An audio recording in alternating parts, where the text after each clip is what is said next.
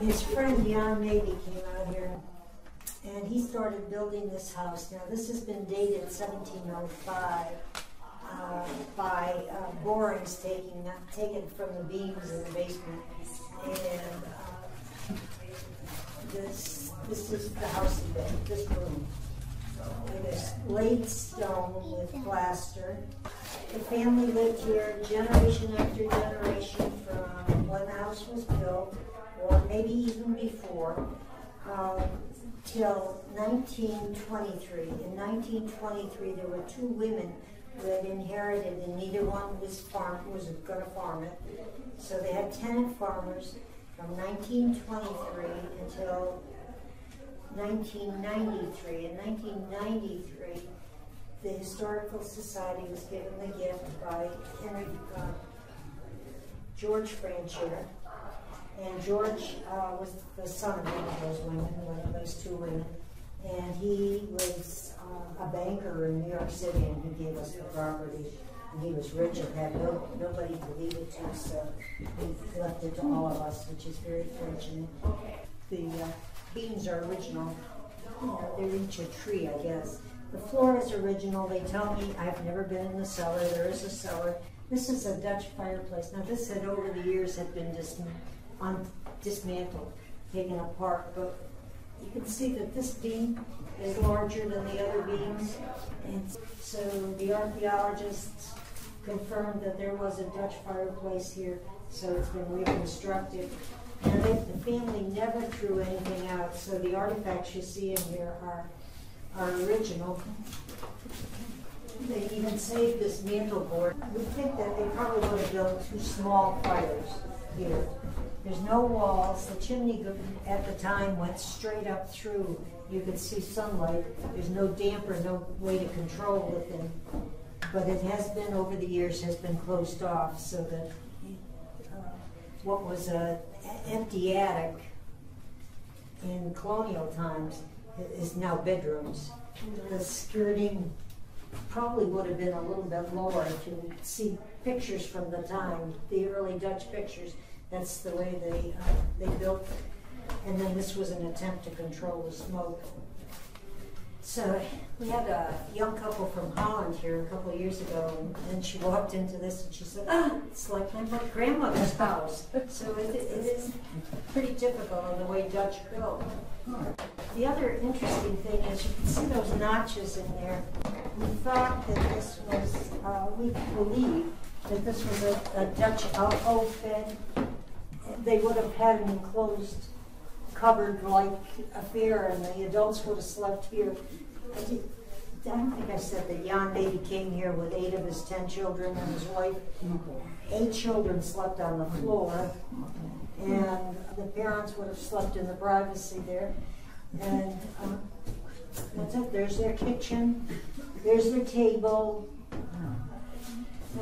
You know, look out the window for the bathroom. But their life would have been eat, work, and then go to sleep, and then get up the next day and do it all over again. We think they were reasonably affluent, they were well enough off, so they did have some leisure time. But basically, a colonial family would have lived like this. There's some beautiful artifacts. One of my favorites is this, and you can see that was made from a tree, but the Dutch did, put in the little extra. And this is just so beautiful because you can feel how it's been gouged to break. You're not supposed to touch everything. So everything in here, the bed, everything is original, just to this family, not elsewhere. I think somebody donated those candle molds. You mentioned they dated the house taking boring. Yeah. What do they do? What does that tell them? They count the rings on those. They went down to Cornell University and they did dendrology and all that. Just like if you cut a tree, you see the... Right, so that gives them the age of the tree that they used to build a similar pattern. What decade? So you compare the pattern to a tree that you know how old it is. Yes. Exactly. I see. Yeah. I just wanted to point out that this bed is probably mid-1800s. You know, it's the typical rope bed. Yeah, and somebody asked about the artifacts he left us. There's several, but that beautiful quilt, and That was here? it was here. Wow. This is one of my favorite things. So this is Jan Peter C. Mabee, a branding iron. And then again, we're not 100% that this is Jan. It might have been a Jacob. But they branded this spinning wheel. And I guess they were very expensive spinning wheels. The fanciest spinning wheels like that would have been very expensive. It had to come from Europe. And I guess if you lent it out, you wanted to be sure it would come back. So in addition to their animals, they branded the expensive. This, I call this their file cabinet. It's their box for important papers. And that is pigskin on wood. It's a beautiful piece. We have the yoke and the barrel, and this is a reproduction that we put on the kids and show the kids that they have work to do and not they weren't lucky enough to go to school, is what I always tell them. Okay, then we go into the next room. The family gets more. You can see that these beams are all hand-hewn beams in both rooms. They've routed them. They are hand-hewn or possibly sawn, but they've all been planed off. So, and if you go down to our carpenter shop today, she'll show you the kinds of planes they used. This was originally a Dutch fireplace. Again, the beam is bigger. There are 2 side beams to tell us that, but over the years they have closed that in. This floor, it looks like they must have had a fire in here. Which incidentally, I meant to tell you earlier, that they got along very well with the Native Americans. Aniki, his wife, Jan's wife, was half Mohawk. She was the daughter of a chief. I don't know if that's the legend or what, but she was half Indian, we know that. And so they got along very well with the natives.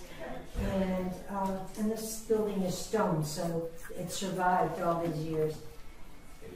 All the outbuildings burned over the years. The barn, the big barn there, was brought to us from Johnstown. It's a big, beautiful Dutch barn if you haven't been in there. That little room there, maybe it was a Dutch covered bed and maybe it wasn't. You can see how the stone was constructed, how the building was constructed in there. Cold They storage. like their pantry, cold storage room. Yeah. Because out in the barn it would freeze, and so Absolutely. here it's semi-warm. Yeah, absolutely. When we got the property, this was their kitchen too. There was a GE electric stove, and I just want to show you the stairs because this is the way they got built stairs. This is so steep. This is the way those stairs are made without a riser, and it is steep. And they originally, you know, that would have been attic. And they might have stored grains for the winter in there for the family's use. And over the years, it's been made into bedrooms. But I wanted to show you these stairs. Look, you can go up. It's bad enough going up, but coming down, you have to come down sideways. Well, their feet were smaller. There's only size 7. No, I'm saying they were shorter, Just smaller. personally. You know. But they come down either sideways, backwards, or they fall down. Somebody lived here until 2003. Our site manager lived here until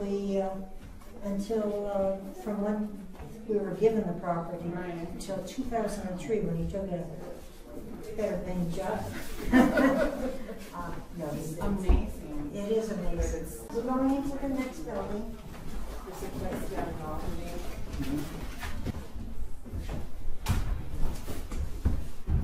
This building is 1700s, late 1700s, and it's clapboard, and it's called the Inn. This is the Jacob Mabee built this inn. The people traveling on the river. Now, you know, it's late 1700s. And people traveling on the river would have to get out because there was a rapids behind us. And they had to get out and portage. So Jacob said, aha, what a great place for an inn. And he built this building. Now this building was clapboard and wood, and so it's taken, the toll has been taken on this building. The ceiling's original, the beams are original. The floor has been reconstructed, and our carpenter at the time took care of seeing that those boards got made historically accurate. Our carpenter also built these tables. Our carpenter also passed away. But, bless his heart, his wife is out there in the carpenter shop. So this is what they would have had. By the 1790s, they built an English fireplace originally, so it's a little smaller. They would have done their cooking here. People would have brought their own blankets and slept upstairs on the floor and paid for the privilege. So that's just neat. A lot of farm families would have built inns for travelers. There was a way of getting a little extra income, but the Erie Canal came through, and the Erie Canal is right behind us on the other side of the road there. So that pretty much killed his business, in business. And so then they used it over the years for extended family and what have you. And this building wasn't somewhere else and moved here. These two were always attached. Yeah, you know what? They're two separate buildings. You can see it in this picture. Two separate buildings attached by that. Okay. And this picture, which is circa 1885, it's a duplicate, of course, shows you that that porch was built before 1885. Okay. And then it's interesting because the story is that Jacob here, Jacob was this Jacob, and most of the family was Jacob or Simon or Jan. But this Jacob inherited the property. These two women were his sisters, and he was going to kick them out. They were unmarried and had no place to go. He was going to kick them out. Nice guy. and so they went to court and proved that their father had promised them that they could live here. And so they got an injunction, and he had them live here in this building, in this inn. But you know what the son of the gun did? He made them go in through the outside. Do we know their names? This is Margaret and Rachel. Margaret. But Margaret had the last laugh because he died without children. She inherited the property. She married Scrafford, and they lived happily ever after. Original glass, yeah. Really?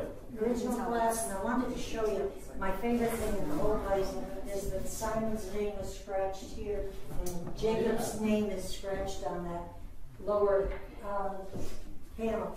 Now, for years I've been saying, oh, Simon was a bad boy and scratched his name, but I understand that colonial families would often scratch the name of their firstborn, and they did it deliberately. So, but it really makes it alive. You know that there are real people that live here. Now, what are these? These are cupboards. It's going to be over her head. Our carpenter put them together. So these are the things for the school programs here. But while I'm here, let me tell you that all this painting, all this colors and the paints here, chips were sent down to Williamsburg, and there's a paint specialist. Things I never knew. Paint specialist down there, and she analyzed the chips down to the original, and these are the original colors throughout the house. That's what's here. Okay? And what do you think? Do I look here? Okay. And it's just another cupboard. See? It'd be a good hiding spot. Yeah. You know what? I have to worry about that. How do they eat upstairs? Probably just iron, frying. Anything that went up? Anything that went up. Good question. Do you know about the Dutch, you always see pictures of the Dutch with these cities. Do you know the story about these? It's the clay and you puff, puff, puff until the clay got soggy and then you broke it off and smoked down here until the clay got soggy. Even the dog had to work on the farm, and we do have this. This is a dog churn. This is a dog will go on a treadmill. Earn your keep. Earn your keep. My dog just sits there. Yeah. Okay, now there's one more building, and that's the other building.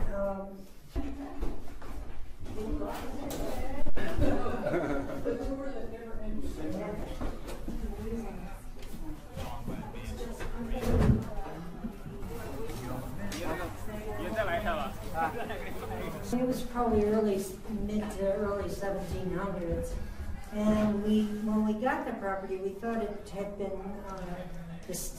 was considered the slave quarters, but they never. It was too good for the slaves, I'm sure. They had a summer kitchen in the basement, and it's possible that the slaves lived downstairs, or it's possible that they had a shed.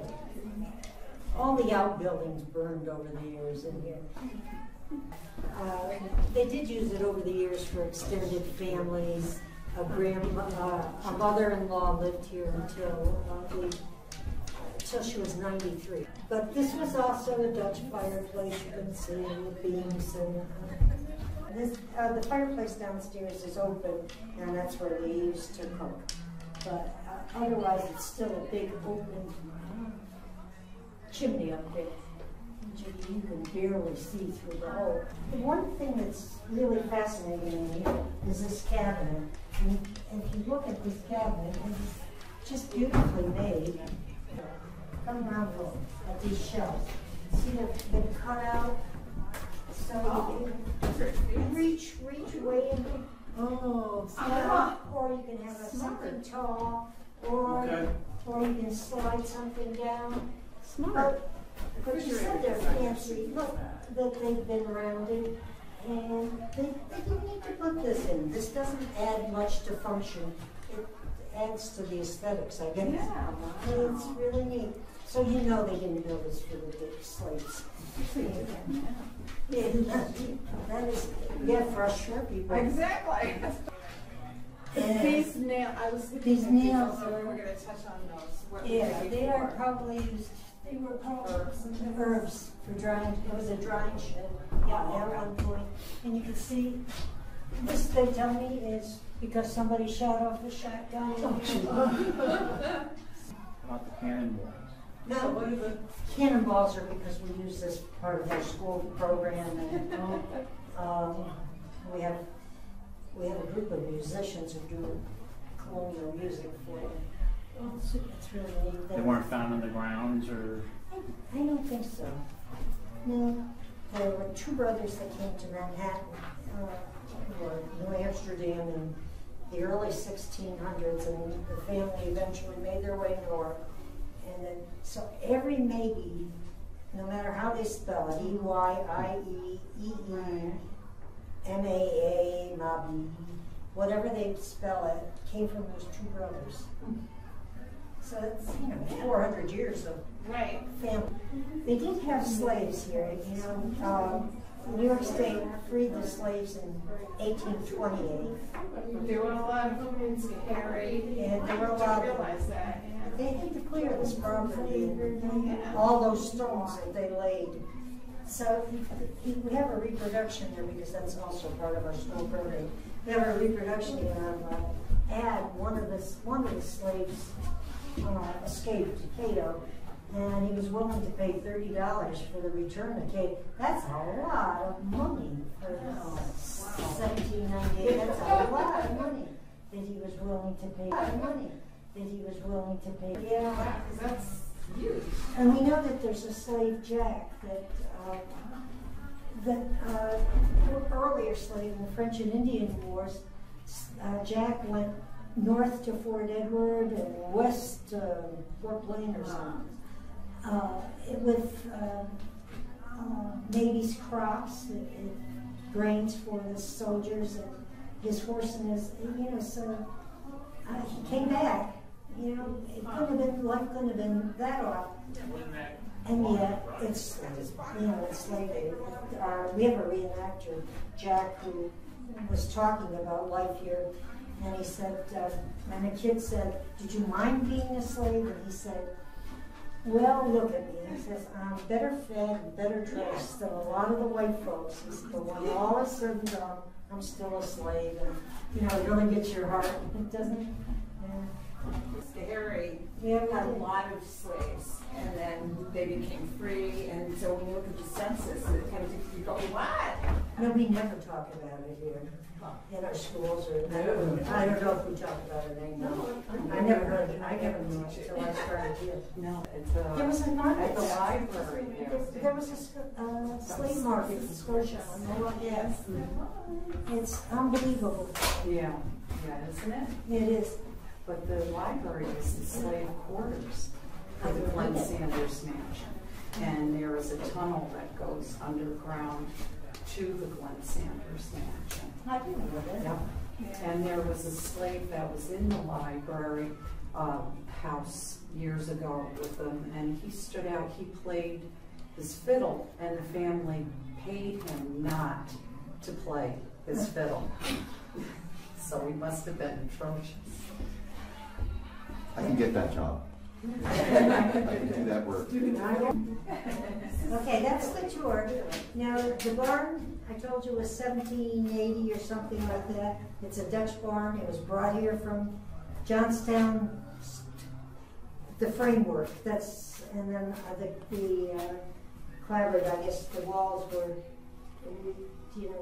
we added that over the years. And that was brought to us in the mid-1990s. Thank you. You're welcome. Thank you.